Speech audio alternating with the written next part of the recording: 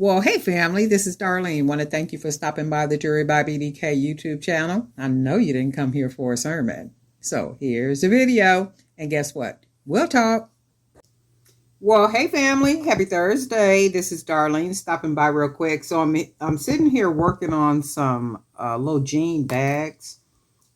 The first part of May, I'm going to be doing an outside event. That outside event includes a kiddie area with very high foot traffic for the entire event, right? It's a street fair. So I'm going to be doing that first part of May. So knowing that it's going to have a kiddie area, this is something that I generally do.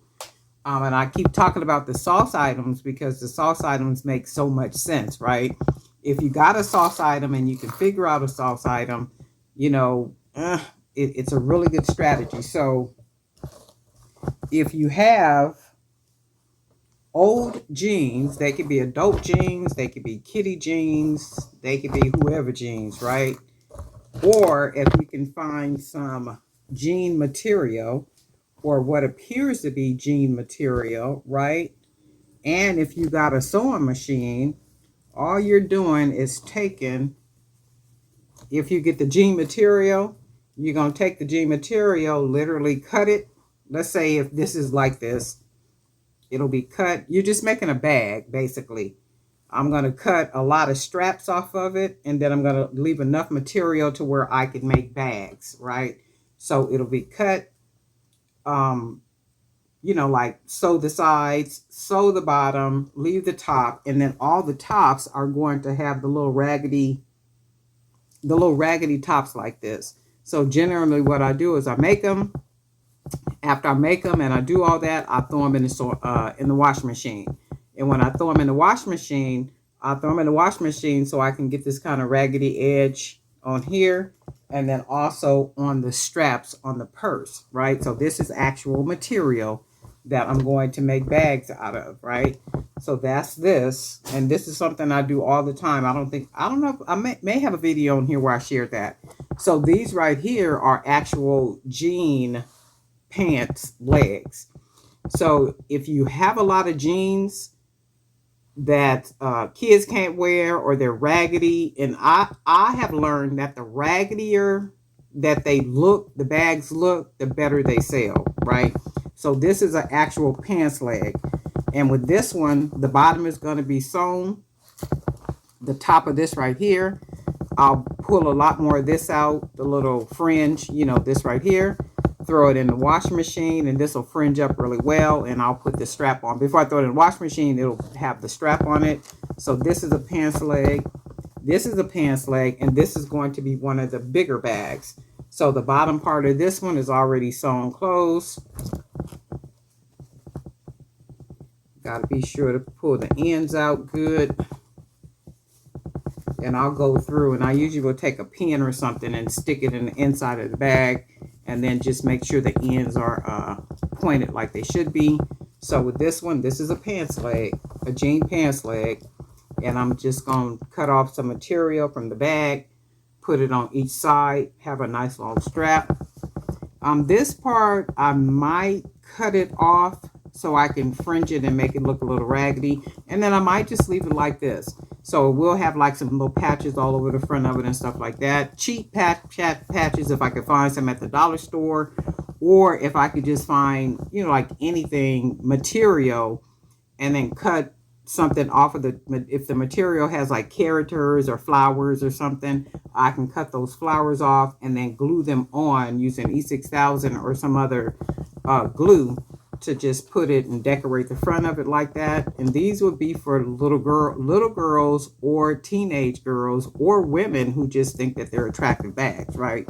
So that's a pants leg, and then this is a pants leg right here.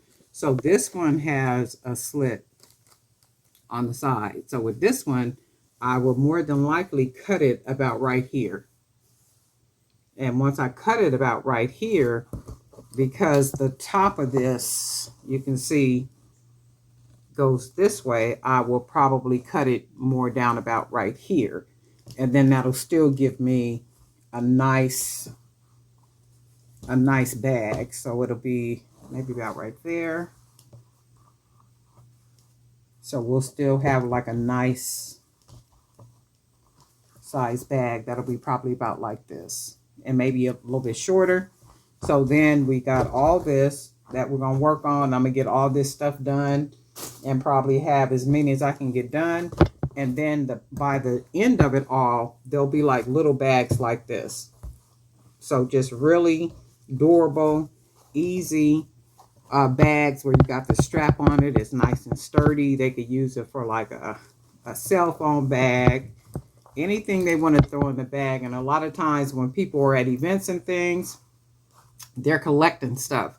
So even if they don't have a little bag, they can throw, like, especially little girls or teenagers or something, they can throw this little crossbody bag on, start filling it with whatever they want to fill it with, their phone or whatever.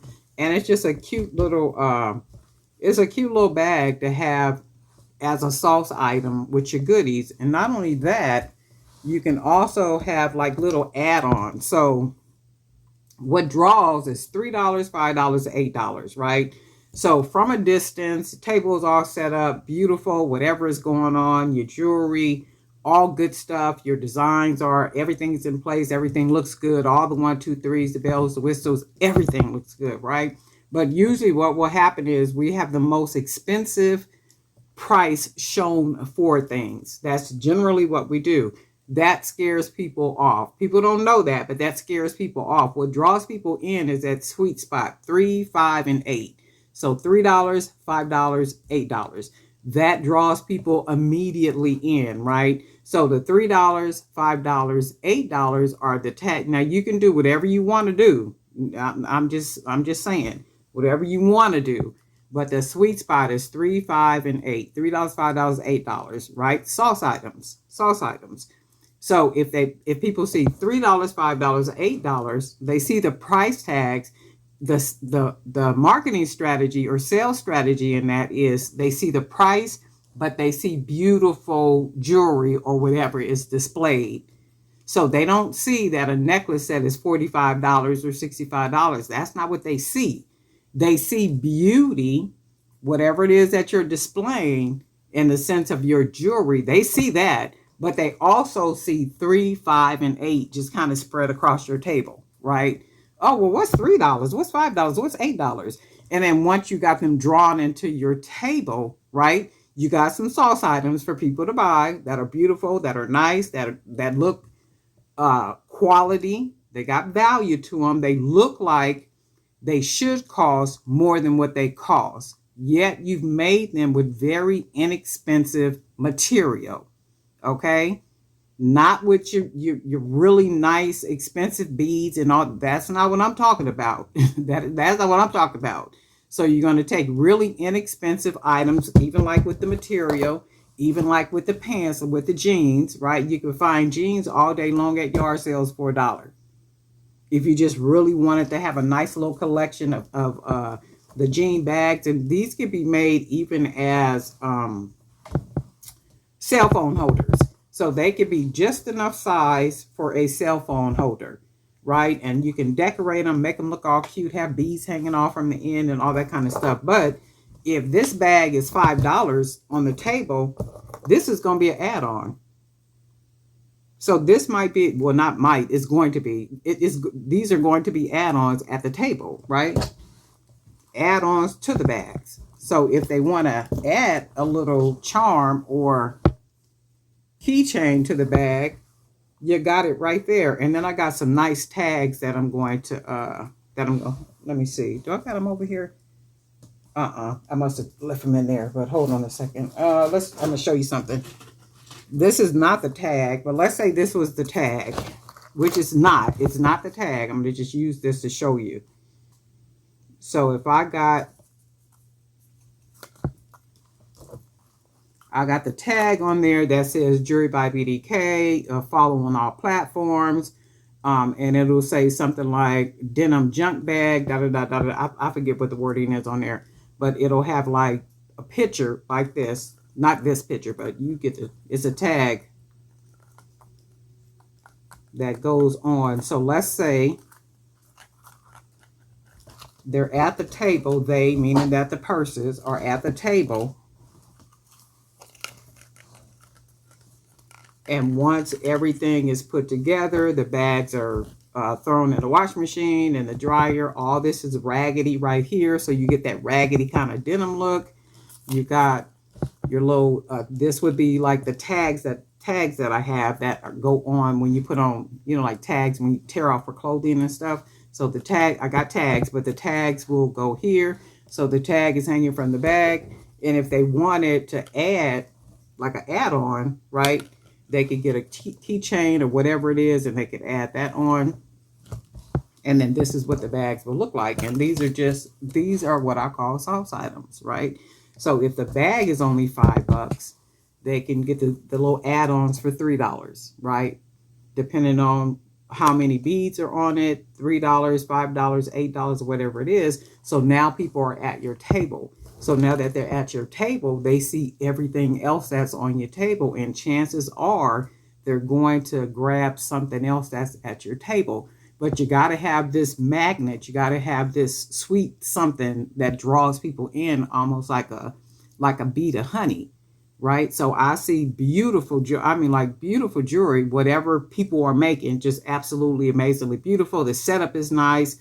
The vending table looks good. Like the whole presentation is just, oh my God, it's primo, it's prime. You're looking good, smiling, everything is beautiful, sunny outside. And I see $3, $5, and $8. Am I coming to your table, or am I going to pass your table? I'm coming to your table because, first of all, it's matching the whole vibe of the event. Sunny outside, beautiful outside. You smiling, you grinning, you dress real nice. Your table looks real good. Everything is set up. I see $3, $5, and $8. That's going to draw me to your table. And when it draws me to your table, I'm seeing some things that if the bag is $5, ooh, that's only $5, right? It looks really cool. It's made nice and sturdy. It looks good, and it's only $5. Yeah, I want it, but I know it didn't cost me much to make. It didn't cost me nothing to make it. Nothing, right? I went and found some jeans, a dollar per pair of jeans. I got 1, 2, 3, 4, 5, 6. I got 6 bags from one pair of jeans, and that one pair of jeans cost me $1 at a yard sale. 6 bags from one pair of jeans, right? And depending on how long the jeans are, you might be able to get eight bags. And if you're making them smaller, it just depends, right? And then we don't even talk about the material, how many you can get from the material, but stuff has to make sense. And the reason why I keep bringing this up about sauce items and how to price things and that kind of stuff, because people ask me a lot of times about pricing, about how to do this, well, I don't sell anything, or I this, or, you know, like everything is like surrounding pricing, and it makes good sense. You just have to figure out strategies in order to sell what it is that you are selling. You got to figure out your setup. You got to figure out sweet points for prices. You got to figure out what your sauce items are and what they're going to be. And you got to always have some type of sauce items, even if you're at an event and it's not a real high traffic event. Even with that, that's a sauce item. A sauce item might be a $15 item. That's still a sauce item, where everything else is $75, $65, whatever price that you're charging for it, right? So no matter where you are selling, a sauce item is a sauce item is a sauce item. And a sauce item is what? It's something that we offer to the market on the low, low. And when we offer it to them on the low, we're not losing the money. So if I could charge, let's say $15 for this bag, right? Between $12 and $15 for this bag. Let's say that's what you would normally sell these bags for, right? Because they're nice, they're sturdy, they're sewn, they're pretty good bags. And let's say it would come with a little keychain. That's about maybe about $15, right?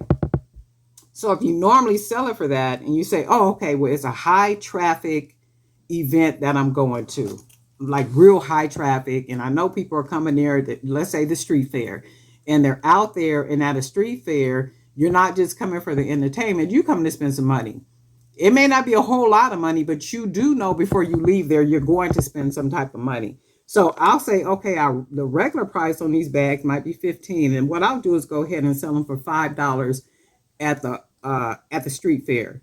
I can do that, but the $10 that I would take from each one of the bags, I'm going to divide that let's say it's 10, so 10 times 10 is 100. I'll take that $100 and I will divide it, right? And then I'll tag that money to something else to sell, right? My best sellers or whatever it is that money is going to get divided however I want to divide it. It can be divided in a way to where you're adding $2 or $3 to every piece that you got on your table to make up for the $10 that comes off of every single bag. So you're not losing any money. You're still making your money. You've just figured out a different strategy for how to sell what it is that you have, right? And then you just gotta get good at this stuff, because I have a feeling that a lot of people are going home with a lot of stuff. You're going home with a lot of stuff, just as much stuff as you pack up and you take with you to go sell. You going home with that stuff. My mindset has always been, I'm not going home with none of this stuff. I'm not attached to it, and that's another thing. People are so attached to what it is that they make. When you walk up to their table, you can literally feel the energy that they don't want to let it go. So people are not going to force you to let go of what it is that you made. It's like, oh, okay. And I felt that, like, I could tell she don't even want to sell that. And I know it to be true because I've done that when I first started, like years and years ago, right? I was like that too. It's like, oh, I really don't want to sell that. I want to keep it. But you can't be in love with what it is that you make. You can't be attached to it. You got to be like, go ahead and take it. And my mindset every single time is, I'm not going home with none of this stuff, right? And the later it gets in the day, the prices begin to drop. The later in the day, the prices begin to drop. They don't drop so much to where you don't make a profit, right? But you just got to figure out, and everything has to be quality. People can't see glue. People can't see things half done. People can't see things that are crooked. People can't see things where the wire's not closed all the way. People can't see where the earrings look like you had them so long to where they're already fading, or something is going on with them. People just not giving their money up like that. But anyway, I'm a little chatty, but I keep getting questions and stuff about things. But we just gotta, get this stuff all figured out. Find you some sauce items, make them things make sense. You don't have to spend a whole bunch of money doing that type of stuff or anything like that. And then even like with something else, I'm just giving y'all all the ideas, right? So if you took these little, you got a table and your table is set up, I'm going to show you another good sauce item. Another good sauce item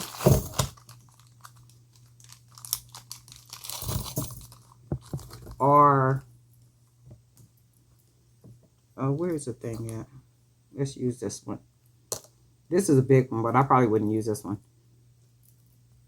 Are letters. Letters for keychains, right? So I wouldn't use this big, I wouldn't use this big old thing like that. There's no way to put this on. But I would use, do I got some small ones up here? But I think you guys get the point. So you could even do the letters, and you can paint the letters. You don't even have to wrap the letters in wire. You could get the little bitty rhinestones, the flatbacks, and glue those onto the letters, right? Boom, boom, boom, boom, boom. Get the little tops for them. And then now you got some little keychains that you can sell for probably $2. Those are sauce items. And you can have a bunch of those at your table already packaged up, or you can have them hanging up. Whatever you want to do, however you want to do it, right? But you got to figure out some sauce items. Got to figure out some sauce items. That's the biggest thing you got to figure out. And sometimes you will walk away making more money off of sauce items than you did anything else at that table. And that is the whole point, profit. The whole point is profit. Profit. But anyway, y'all didn't come here for a sermon. But every once in a while, we gonna get one. Okay. Darlene Knight for Drip by BDK. And guess what? We'll talk.